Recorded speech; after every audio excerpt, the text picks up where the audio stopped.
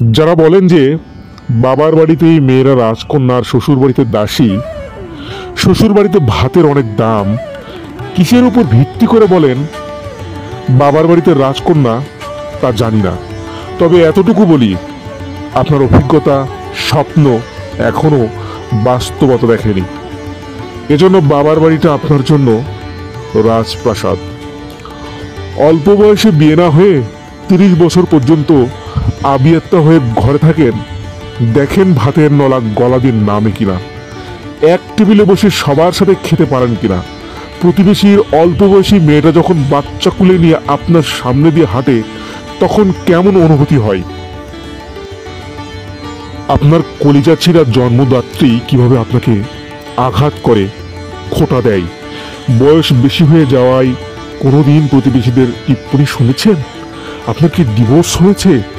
জামাই বাড়িতে অশান্তি হোক, সবাই বলবে চলে আসো আমরা আছি। 2 দিন বাপের বাড়ির হোটেলে খেয়ে দেখেন, গলা টেনেও সেই ভাত পেট অব্দি নিতে পারবেন না। আপনি যার আদরের কন্যা, দেখেন আপনার কিং বাবা আর কুইন মা উঠতে বসতে কিভাবে আপনাকে খোঁটা দেয়। আর যদি ভাইয়ের হোটেলে খান, ওইটা ভাত না রে ভাই, বিষ বিষ মনে হবে এক্ষুনি ফ্যানের সাথে ঝুলে যায়। এই যে আপনি যাদের আদরের দুলালিয়া আশেপাশের মানুষে যারা আপনারে সোনায় সোহাগা করে রাখে, এরাই আপনার প্রতিটি কথাই বিষের ছুরিতে আঘাত করবে। আর আপনি যদি কালো হন, আর কি বলবো, জন্মের পর থেকেই শুনবেন কালি। আপনার কোনো গুণই সমাজের মানুষের চোখের পট্টি সরাতে পারবে না। ওরা খালি দেখবে আপনার গায়ের রং কালো। এই যে এত কথা বললাম না, এগুলোর সাথে আপনার অনেক মিল।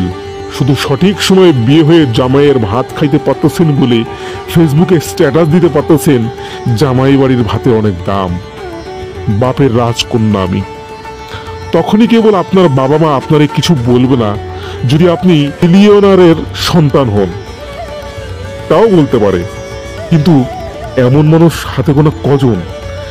এছাড়া যদি নিজের ইনকাম থাকে তাহলে একটু কম বললেও বলতে পারে, শুধু নিজের ইনকাম করেন বলে, নয়তো বাকিদের মতোই অবস্থা হবে।